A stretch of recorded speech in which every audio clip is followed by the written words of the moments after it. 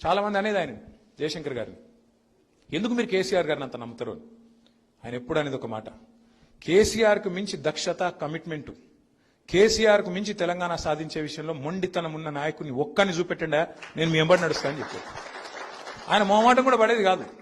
దేవేంద్ర గౌడ్ గారు పార్టీ పెట్టారు, చాలా మంది వద్దన్నారు జయశంకర్ సార్ మీరు పోవద్దు సార్, మీరు కేసీఆర్ గారితో అసోసియేట్ అయి ఉన్నారు పోవద్దు అంటే ఆయన ఒక మాట చెప్పిండు, ఎన్ని పార్టీలు వస్తే అంత మంచిదే, ఏం కాదు, తెలంగాణ రాష్ట్రం రావాలి, ఆ రాష్ట్రం వచ్చే క్రమంలో నేను చెప్పి వస్తా వాళ్ళకు, నేను చెప్పి వస్తా ఏమని, దేవేంద్ర గౌడ్ సాబ్ కూడా చెప్తా, స్పర్ధ లేకుండా పనిచేయండి, సమాంతరంగా పనిచేయండి, ఒకరితోనొకరు కలహించుకోకండి, ఎవరు చేసినా అల్టిమేట్ గా మీరందరూ కోరుతున్న తెలంగాణనే కదా.